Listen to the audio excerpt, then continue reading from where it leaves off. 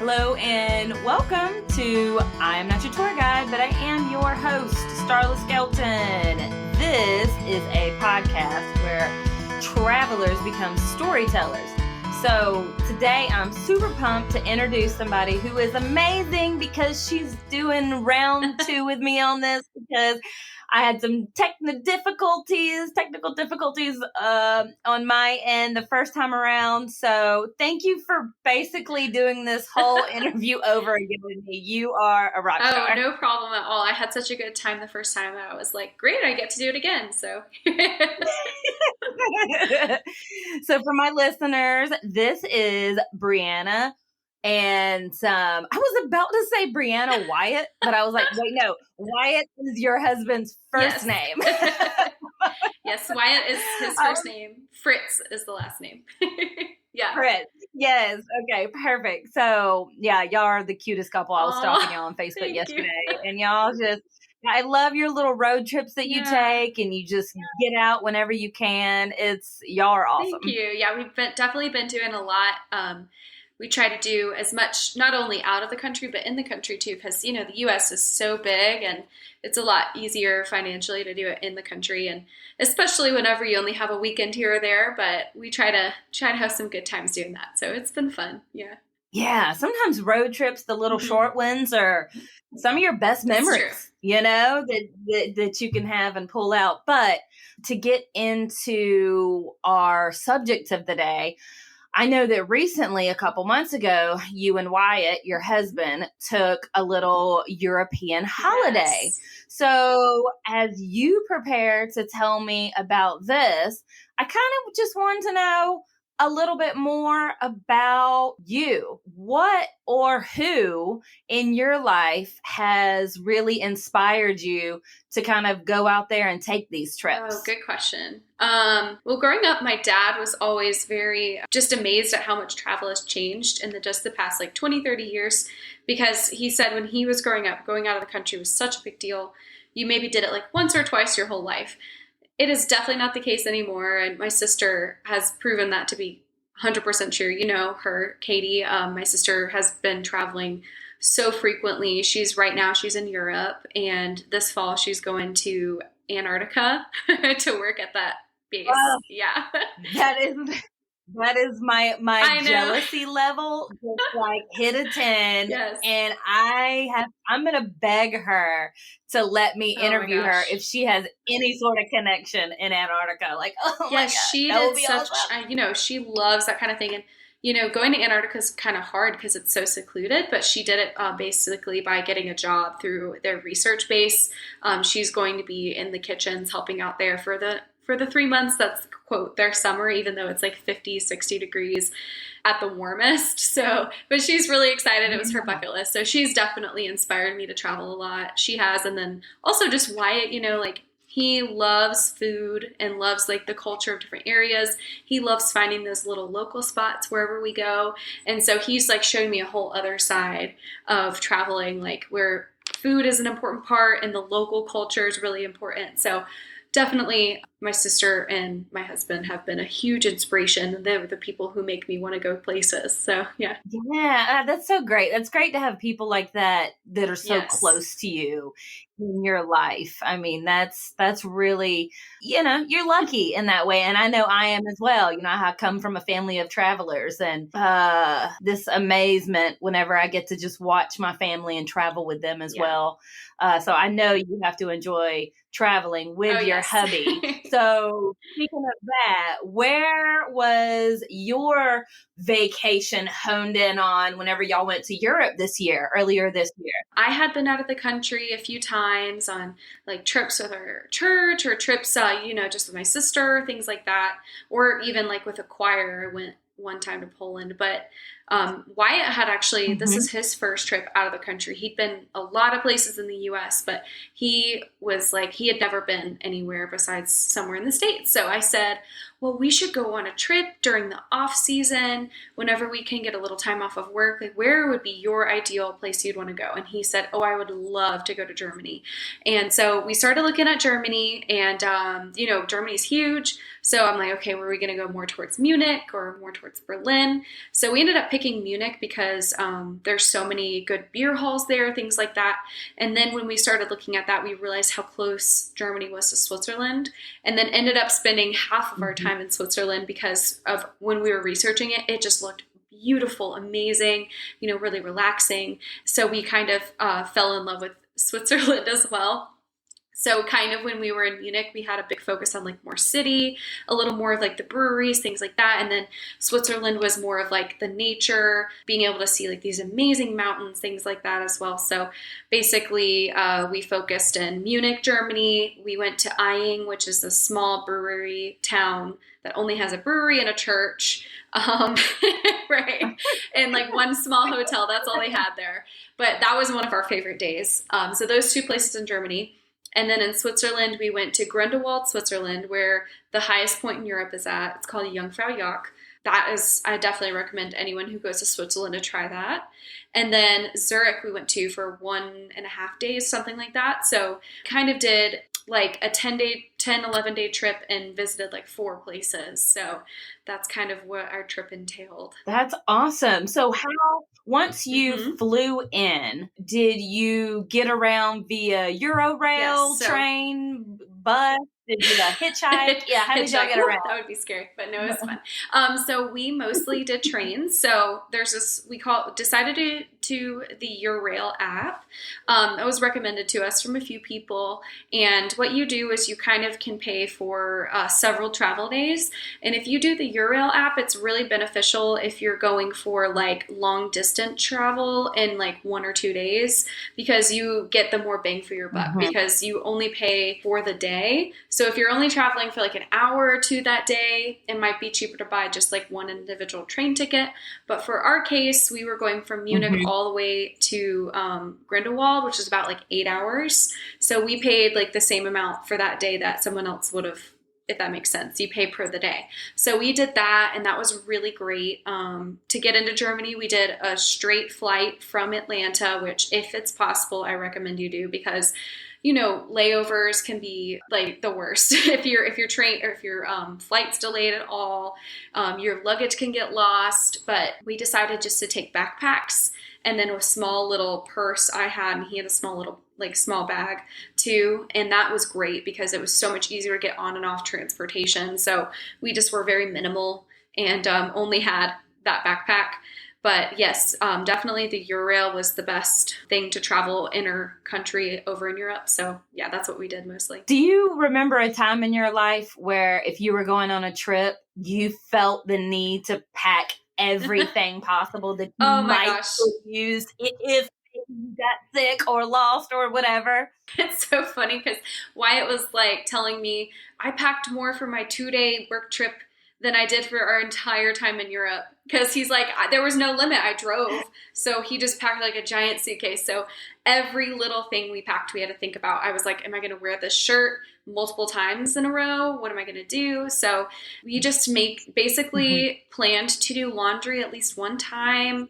And the hardest part was in Munich. It was wonderful weather, like 50 degrees, something like that. So we didn't have to worry as much. But when we were in Switzerland and went to the top of Europe, it was in the negatives. So we had to pack snow pants and a giant coat in our backpack, on top of all of our normal clothes, and then like 2 pairs of shoes, all that stuff. So it was crazy. The snow pants took up like half the bag, but I ended up wearing them like 4 or 5 days, and I was really glad I had them. So we definitely packed just the essentials, and I think I did laundry one time, and then I was okay. So yeah, we had to be very minimal. So this hike that you're talking about where you had to have the snow pants, I'd like to know a little bit more about that because I'm a huge hiker. So what kind of fitness level would you recommend if somebody's going to attempt this hike? That's a good question. So the good part about doing Jungfrau is most of the time it's just like the train that's taking you, and you can be as active as you want to be. I mean, Once you're up there, you can have a wonderful experience with very, very limited motion, you know? So it's very friendly to all types of hikers. Like if you're brand new, if you're like an expert hiker, there's all different expansion. Because once you're up there, you get to the top of Europe, you're kind of like in this facility, and then you can kind of go outside once you're there and like walk around, do stuff like that. We went there kind of towards the off season, which means it was very, very snowy up there, to the point where there was this one section that was kind of closed off, but we saw these two like guys dressed in full out snow gear. And they were like walking down this dark tunnel, and me and Wyatt were like, what are they doing? And Wyatt said, let's follow them. So I was like, okay. So we ended up following them, and then they were climbing over this fence, and we were like, what are you guys doing? And they said, well, we're going for a hike. And we're like, isn't this section closed? And he's like, no one's going to stop you. We're like, okay. So we kind of followed them, and then we were in the pitch dark. We had to turn flashlights on, and then we ended up going to this door, and they opened the door, and the entire door all the way to the top was snow, like just like a giant wall of snow. And in my head, being from Georgia, I was like, okay, I guess that's it. That's all we're doing. But then these guys proceeded to just make a tunnel from the snow and just kind of walk out onto this glacier that was outside and covered with snow. And then they just started like walking away, and we're like, where are you going? And they said, oh, we're going to go hike like a mile or two. And they had skis on, and we're going to like set up a campfire and just sleep out here and then come back in the morning. We're like, oh, cool. So me and Wyatt, we just like walked out in this little tunnel they made and just stood on the glacier. And since it was closed off, there was nobody there. It was completely untouched snow.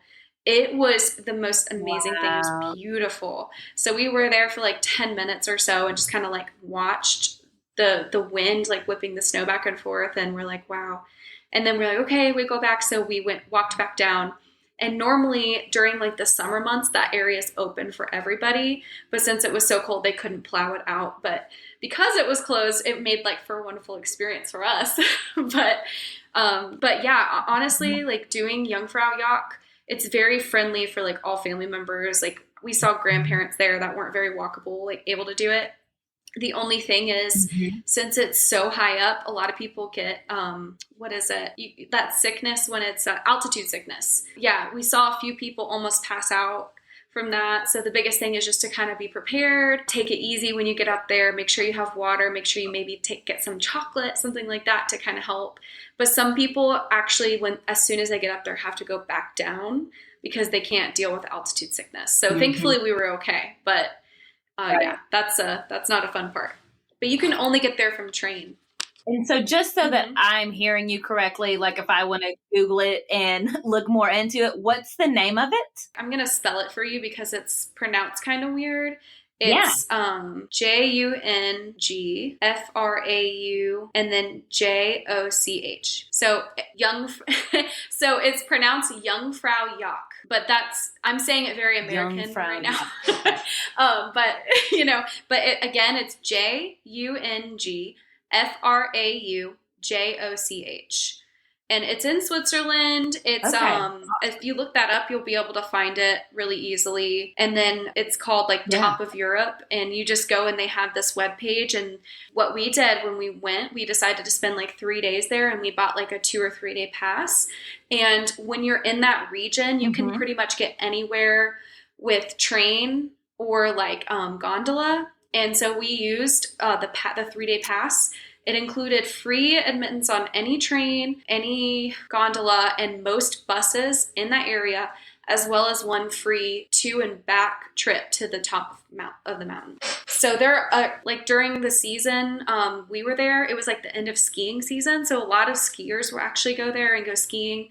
We rented sledges one day, and we took the gondola up to like this track and just went on a sledge. But be forewarned that there's not really anyone there to kind of like help. And when we were there were some drop-offs that if we if you were flying off that drop off, I don't know if you'd ever be found. It was so steep. And so we were kind of freaked out a little bit, but we did it. It was really fun. And once you get down the mountain, it's a little more like relaxed, but it was so fun. And, you know, you see a lot of skiers, but during the summer, they have something called, what is it called? Where you're hiking on the side of the mountain and you hook yourself into this line. Are you like lead climbing or rock? You're going sideways. You're like scaling. I can't remember the name. I know Wyatt would know. Yeah. But we didn't do that because it was so cold that it was iced out. We couldn't do that. So we mostly did like the snow stuff, sledging, things like that, and hikes. But there's like a bunch of little towns in that region. Like there's Grindelwald, there's Lauterbrunnen, there's Wingen. All of them are little towns with cute restaurants. They have a lot of skier things. During the season we were there, they have like some bars, they have places you can stay. And we just, and there's a few hikes as well. So we went on this one hike where there was like, basically you were on a bridge between two mountains and you were just like walking and you could see beneath your feet, which was cool. So a lot more outdoorsy stuff in that area. It was really nice. And we were there for 3 days and we didn't really run out of stuff to do. But I feel like 2 or 3 days was plenty for us if you're not going there for something very specific like skiing or anything like that. Like that was plenty of time. Right. Because we went there, we were able to kind of get to all the little towns where if we didn't have that pass and you didn't have a train, if you didn't have like, you don't want to pay for trains, you'd kind of be stuck in one area. So I definitely, if you go there and you can get the pass, like it's really nice because you don't have to worry about buying tickets over and over again. You just scan your pass and you're good to go. So that was really nice. Yeah, that sounds like the economical way to do that. Like you're saving some money as well. Okay. So that's one spot that you definitely recommend. On your trip, are there any other spots that you're just like, hey, this is if you're in the area, if you're traveling to Germany or Switzerland, this is a must visit? Everywhere in Munich we went was so beautiful. Hold on, I have my itinerary, so I'll pull it up because all of the names are in German, so it's hard to remember them all. But I know Germany and Switzerland, I was like I couldn't remember the names of hardly anything because all of them were in crazy, like, you know, of course they were in their own language, but I'm just not as familiar with it. So we went, so a lot of the things we did in Munich were more like historical things because there was so much to see that in that sense. And there were also like a lot of food places we went to. We went to a lot more of like the classic older breweries like Hofbrauhaus. We know it's like the most common brewery, but we still had such a good time and we really liked it there. They have these pretzel girls walking around in Hofbrauhaus where they have giant pretzels and you go up to them and you give them €5 or something and then you have this giant pretzel the size of your face. All the beer in Germany, they were really good. So if you want that big pretzel, make sure you go to the Pretzel Girl. Don't order one off the menu because the menu ones are a little smaller. But if you want that big one, find the Pretzel Girl and you'll get one. They're everywhere walking around with pretzels, like vendors, like hot dog vendors. And also in Munich, all the beer is so cheap. You get like a liter of beer for like €3. But if you want water's like €8 for an 8-ounce glass. It is so hard to find cheap water. So make sure you bring a water bottle everywhere. You're going to be very dehydrated. So that's good advice in general in any travel. I think people don't think about bringing their recyclable water bottle just to fill up, you know, at your hotel or your hostel or, you know, anywhere that you're going. It saves you so much money. The water there, from what we looked into, all of the tap water is like very clean, really okay. I mean, we're not, you know, a lot of people get kind of freaked out about water, but as far as everywhere we stayed, we felt really confident in the water and we felt good about like the tap water from the sink. So we would just buy a water bottle and just get it that way. They also have like these statues everywhere where we would see water coming out and we saw people filling their water bottle up and we figured out it was like a fountain. So they have like these statue fountains that are also water fountains everywhere, which was weird. Very European. Yes. We were like, is that what you're supposed to do? But okay, so I would recommend, we went to the Munich residence, which is the, you know, like the old castle there. That was really pretty. They say on the website it takes like 3 or 4 hours. So that's if you're looking at every detail. we went through it in like an hour. You know, we kind of are like, go, go, go. So then St. Peter's, if you have to go to one church there, I would say St. Peter's is really cool. It's called like the oldest new church because it was bombed in World War II and they rebuilt it, but it was like a really old church. So you can climb up the side for like, how much? I think it was €5 and climb all the way and get like the most beautiful view of Munich. So I did that with Wyatt and we loved it, but it's very steep and it's not for people who don't do very good with cardio. So keep that in mind. Okay. Good advice. Yeah. And then I just really liked being in the city center. The Marienplatz was just so beautiful. And then they also play, I think it's on Saturdays, they have the little clock on Marienplatz will come out and play a little song. So there's certain times that will come out and sing little songs and it's slightly out of tune because it's really old. That was really sweet too. That's awesome. Did you and Wyatt stay in hostels, hotels, Airbnbs? Like how did y'all stay? We stayed in everything. So our first night we stayed in an Airbnb in Munich because it was a little cheaper. You don't really see that many hostels as far as we were concerned near that area. Mm-hmm. And then whenever we went to Switzerland, we stayed mostly in like hostels, but private room hostels.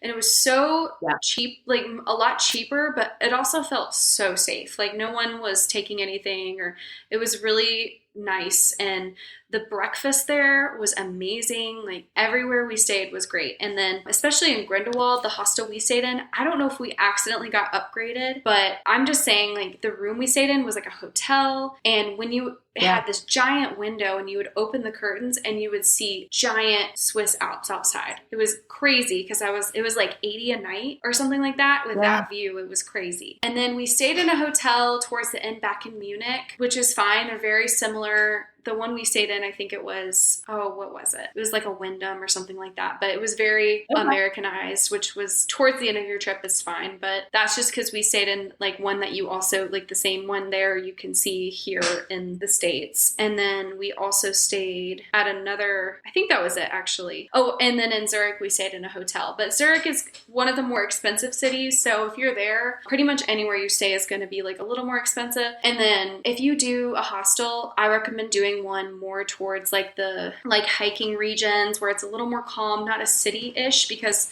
usually the people who are there aren't like, they're just there to like go hiking, things like that. So it felt very safe everywhere we went. Good. I like how you pointed out the hostel stay because I'm a huge advocate for hostels, and it's just like the part of the culture in Europe.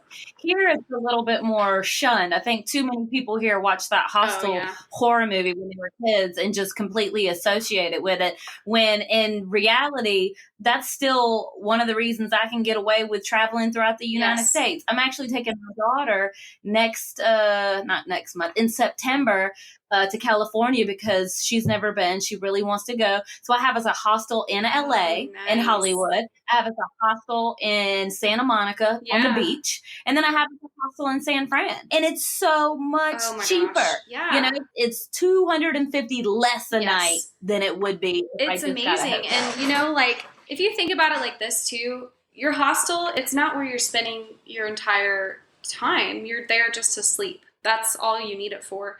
You just need something practical. You need something you can go, you can take a shower, you can feel like it's like you're comfortable and it's great. So everywhere we stayed, it was wonderful. If I could go do it again, I'd probably stay in more hostels if I could. But there was like one, when we went to Eing, Germany, that's kind of like a little hidden gem. If you're wanting to go to Germany and have like a place that's so like relaxing and chill, that's a really good option but it's kind of limited. Okay. Like, it's just like one brewery and then they have the one hotel and then they have one restaurant. So maybe one night there is enough, but the hotel there was beautiful. And if we stayed in a hotel that nice in Munich, it probably would have been like 2 times as much. But since it was in Eing, which was only a 40-minute train ride out of Munich, it was like such a good price. And then the breakfast there was insane. They had all of these cut meats, they had cheese, they had eggs boiled at different temperatures. You could get a beer, you could get all the traditional German food, anything you want. It was great. But it was great. And but even then, the hostel we stayed in and oh gosh, where was it? Grindelwald. Had like a breakfast that was just as nice and was included with the price. It was great. So hostels are great, and the breakfast in Europe is no joke. It is real. It's good breakfast. It's not like a Pop-Tart or something you would get here. A muffin in a bag, an Eggo. Yeah, you're right. Those breakfasts over there, they're so good. So overall, your and Wyatt's experience, what in Germany and in Switzerland were 10 out of 10, right? Like amazing. Okay, you totally recommending it. So I have a question for you. Is there a place that you went on this trip that you were like, yeah, I don't need to go back there? I'm trying to, so, okay, whenever we were in Munich, there met up with this, we were actually on like a ghost tour one night, which was really fun. It was like a spirit ghost tour. Okay. We love stuff like that. It's kind of weird, spooky. But we ended up becoming kind of friends with a couple of people on the tour. There were like a few people from Great Britain. There was one girl from Australia, and then we ended up meeting a couple German people when we were at like one of the pubs afterwards. We stayed out with them for like 5 hours. But we ended up, the only thing is a lot of the breweries in Germany close really early. That's just a thing. I don't know why. Like how early is early? Like 10 or 11 p.m. Not all of them. Munich's a little bit better, but yeah, it's like they just kind of end their night earlier. We're in Atlanta. Things are open till like 3 in the morning.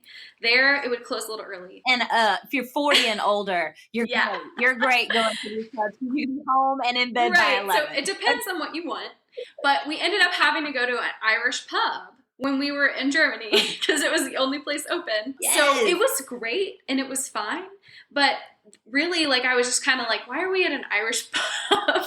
But it was the only thing that was open. So, but to be honest, even like that would be the one place that maybe I was like, not my choice, but it was kind of picked for us because we were with the group. To be honest, we had so much fun everywhere. I don't think I would take back one experience, even if it wasn't like my favorite, just because we had it. So it was good. Right. Yeah. That's good. And Coraline, my daughter and I, we were talking recently, like not everywhere can be your favorite. Because then you wouldn't have that good story of your actual favorite. Exactly. So there's nowhere that you would say, nah, you don't need to go back to. So, okay. So that's good. Whenever you and Wyatt, I know you talked a little earlier about, somewhere that he wanted to go and you were all about it. You wanted to go with him. But in general, when you guys are deciding on your next adventure, whether it's, your next international trip or domestically, what criteria does it have to meet? We are very similar when we travel. I feel like Wyatt's kind of, he has a kind of a weird quirk where he does not like to be in super hot places or humid because it's just kind of miserable. For me too, though. So we've tended more to go to like colder places just because we're more comfortable. Like that's been one aspect. But of course we live in Atlanta, which is like a super hot city. So I don't know. It doesn't make that much sense. But that's one thing. But I think we both we very much line up on places that we're interested in. Like we really wanted to go to the Nordic countries after Germany and Switzerland too. So that's been on our list. When we were on our honeymoon, we went to Washington, the state. And that was wonderful. So, but we've been branching out lately. We've been thinking about maybe going to California, he's been mentioning maybe going to some Asian countries, which would be kind of interesting. So I think after our first experience, we got a lot more comfortable. And I think that there's nothing we wouldn't try. I think it's more just like what's on our top of our list or what opportunities present themselves. So if if one of our friends were like, hey, we're going to go get married in Vietnam, we'd probably go. But would Vietnam be our first choice? I don't know. Maybe not. So yeah, I think it just depends on like the opportunities that present and checking off the boxes on our list of places we want to go next. So things like that. Okay. All right. No, I like that. I think that's probably how most of us do it. What's fitting into our lifestyle? What are we going to be doing there? That makes sense. I like that answer. I think people can relate to that. So I would like to transition into asking you, because we have talked about this before. I don't know details, but you are a songwriter in your daily life, correct? Yeah. Okay. So which sounds awesome. Sounds amazing. I'm sure my daughter's super jealous. She loves lyrics. She's just like, lyric quoter. You know, she wants to relate things to lyrics, which I think is amazing. So my question is, does taking a trip enhance your ability to write lyrics? Like, do you feel like it makes you a better writer and I want to say performer too, because you are also in a band, right? Oh, yeah, shout out. So, you know, me and Wyatt were in a band called Clavicle, like your collarbone. Yes. So, yeah, of course, like all of our life experiences that we go through definitely impact your music. You know, that's what you write about. You write about like what you've been through, things you know, things you see. A big part of it too is like meeting people, and we met so many people on our trip that we didn't know anybody, but we met people on our ghost tour, and we ended up spending like 5 hours with them, and now we're on we're like Instagram buddies, or you know, whatever. Or you'll see somebody and you're just like in a different culture and you're like, what is their life like what's different from their life to mine, things like that. So, and then also just seeing new places and spending more time, like one-on-one time with your best friend, is just such a good experience, and you get to kind of, it's like a memory, you know. So for sure, like listening, I guess that would be something that really affects your lyrics, you know, just having more life experiences to draw from and meeting new people. So definitely. This isn't related to travel, but do you find yourself writing deeper, or I don't know, your perspective of like a brilliant song whenever you've had a hard time? Like if it was a rough trip or you had some rough times, do you feel like you would gather more like a deeper sense to these lyrics, or do you just feel like you're just getting it, whatever, you're just inspired by travel and that's, or just everything? That's a good question. Unfortunately, yes, I think that like bad experiences unfortunately make me more in the mood for songwriting. I don't know why. But I do think like having nostalgic feelings is a big thing. So maybe I'm not writing a song about this trip right now, but maybe in like 5 years I'll be looking back on it and thinking about it and being kind of nostalgic, a little bit melancholy about it, and then I'll probably come up with some lyrics based off of it. But yeah, I think it sometimes can be easier when you're more, you know, when you're sad, you can be more reflective. You think more about, I don't know, you think more about your emotions and feelings about this certain aspect of your life. And so sometimes when you're happy, it can be hard to be reflective because you're just happy. So, but I think that both happy and sad experiences can definitely affect or bleed into writing lyrics for sure. No, that's good. I like that answer. I read this quote the other day, and it said, music gives a soul to the universe, wings to the mind, flight to the imagination, and life to everything. So do you feel that listening to music while you're traveling enhances your entire experience? Oh, surely. Yeah. Whenever we're in the car, we always have music playing most of the time. Sometimes we'll be listening to like an audiobook, but 90% of the time we're listening to a song, and it colors that experience. Like it's like, okay, we listened to happy music, we're listening to this thing. But while we were on our way on a train, I can't remember where we were going, but it was somewhere, I think in Germany. We were writing our music and we were waiting for like our mixes, because you record your music and then you get it mixed to make sure all the levels are equal. So we had received those mixes back, and so we were listening to them while we were on the train, and like all of Germany was going by, and we were able to listen to those to make sure they sounded okay.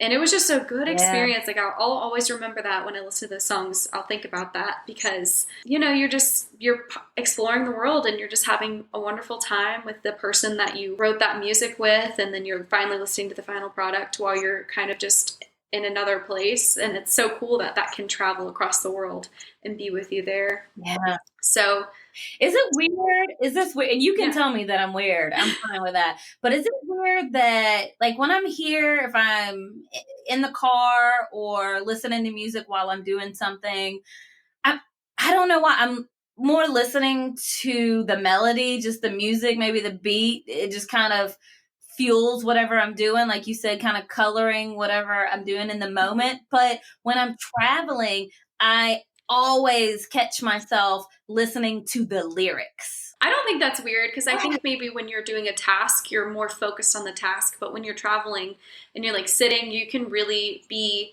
more to yourself. You're not having to do anything. You're not having to meet like a deadline or task or anything like that. And you can really listen to what you're listening to and focus on it. You know, like when you're multitasking and you're watching a TV show and then you have to rewind it and you're like, I totally missed what I was watching. It can be like that with music too. Yes. But music you don't have to visually look at, but you can definitely miss stuff if you're distracted. And yeah, I think that makes total sense. Yeah.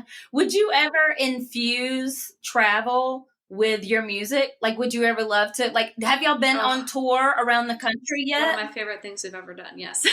But to be honest, we're kind of a smaller local band, so it can be harder to do that and make it kind of worth it. Because even in Atlanta, it's hard to like make a really good show with all the people we know and everything like that.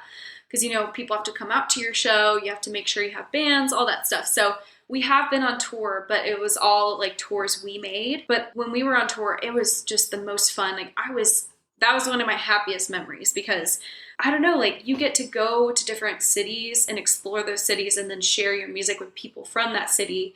So it was like the perfect combination of traveling, but also like doing something you love. It felt so intentional and it was really awesome where we were going to like mostly East Coast. Like we went to Philly once and we played in a basement.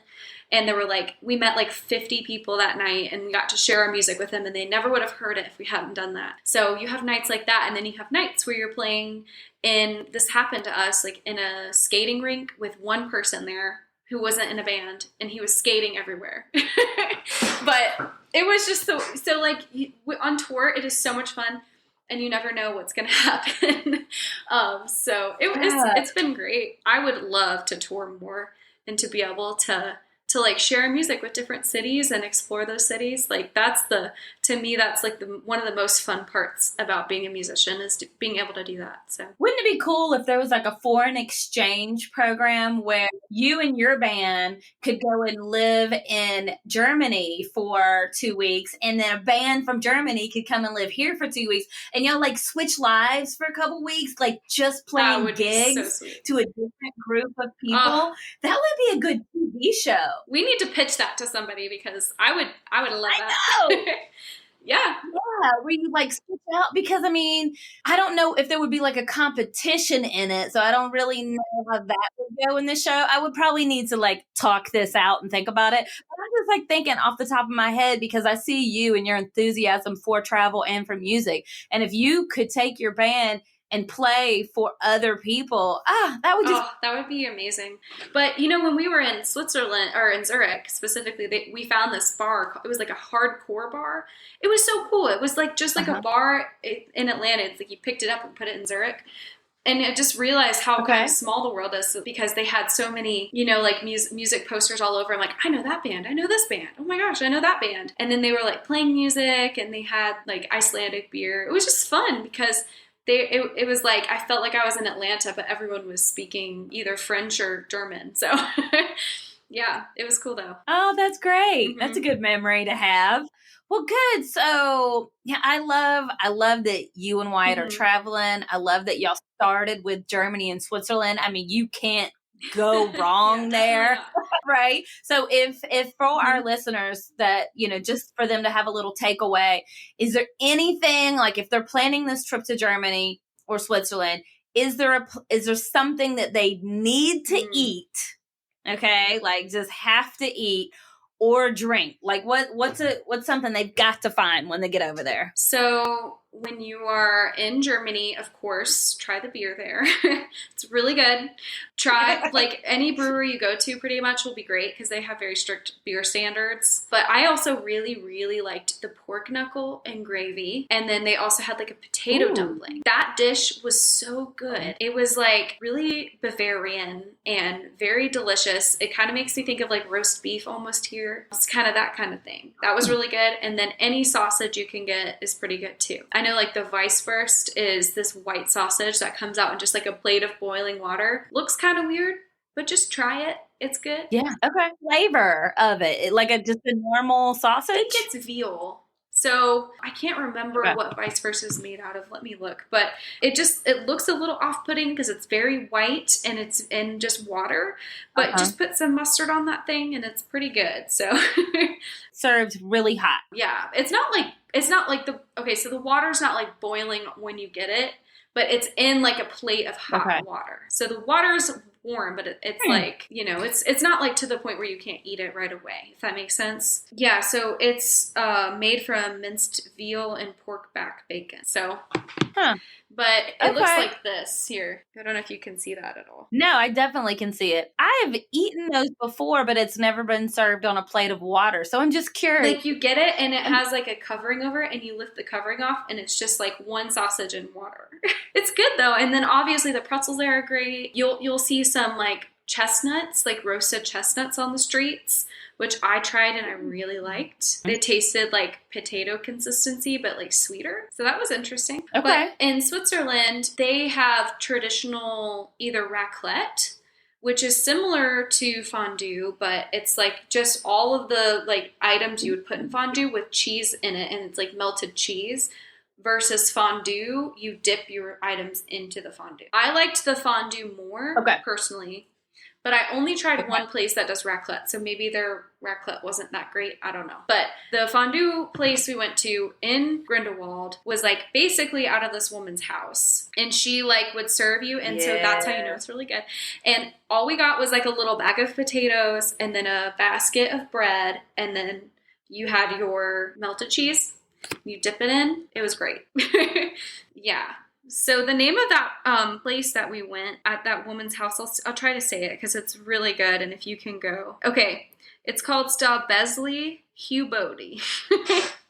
So yeah, but it's just this woman's little house, and then you make you can call and make some reservations, and it's in the Grindelwald region.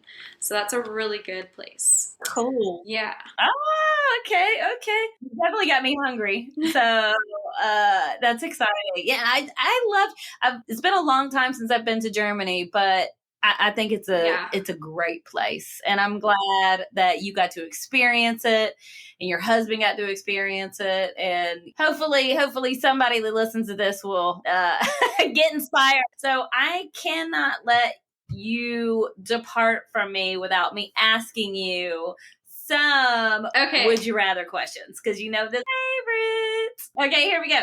Would you rather, number 1, travel without a neck pillow, travel without a neck pillow, or without rolling luggage? Honestly, this last time I didn't take either. So I've never used a neck pillow before. So I guess I would rather go without a neck pillow because I've never used them before. And rolling luggage, it's nice if I have the option. So I always travel with a sweatshirt. So I just kind of always roll up my sweatshirt and set it under me. So I've never done the neck pillow either. But I know a lot of people don't travel without them. This last time we took just backpacks, like the hiking backpacks, and that's all we had. So yes. Okay. All right. So you're like, whatever, I can travel without. Okay, number 2. Would you rather travel, this is a hard one, without headphones or without your camera? To be honest, I would rather travel without headphones, because when you're on vacation, like once you're done with that vacation, all you have are those pictures, you know? So I would rather have like the pictures afterwards and just go like a week without listening to anything, or I'd listen to it out loud. Everyone would be subject. People would hate you. Yeah, that would be like on the MARTA in Atlanta. I'm like, oh my God, why? I get so angry. So rude. For anybody that's listening, it is rude. It's rude to play video from YouTube out loud. I mean, if you have it low and it's like in your face, but just for everybody, like at the bar to hear, nobody wants to hear it. I don't know. It's a personal thing, maybe because I was a bartender for so long. I think it's straight up rude, and I hate it. I had one guy put his phone inside of a cup one time so that it would the vibration would go out to more of the bar area, and he said it was because he didn't like the house music that was playing. Oh my God. I would have like thrown his phone across the room. That's terrible. Okay, number 3. Would you rather be in a group with matching t-shirts? You and your mom and your dad and Wyatt, you're all wearing matching t-shirts that say Mexico or bust or whatever on it. Or would you rather travel solo? I mean, traveling solo would be really fun. Okay, so if the option if it was like my whole family, I would, I'd rather travel solo. But if it was just me and Wyatt and we were wearing matching t-shirts, I mean, that'd be kind of annoying. Maybe I'd put like a sweater on or something. So yeah, I guess I'd wear matching t-shirts if it was me and Wyatt traveling together.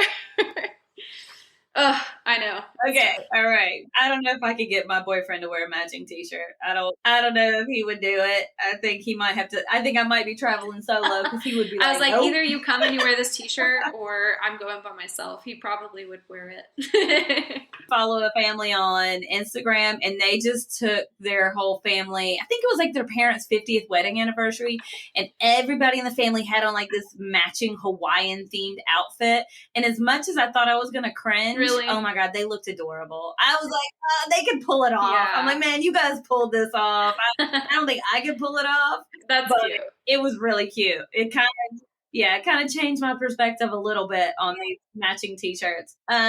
Number 4. Okay. For 24 hours. So you just have one day somewhere. Would you rather have bad meals for that entire day, or would you rather have no air conditioning when you go to sleep that night? I'd rather have no air conditioning because I love food. Yeah. Wyatt would pick the opposite. He can't deal with no air, but I've slept in some pretty literally sticky situations before, yeah, I'd rather go without air conditioning. Okay. I think I would rather go without food, but here's the thing. I can sleep in the heat. I've done it a million times. I've done it in the jungle. I've done it in Honduras. I can do it.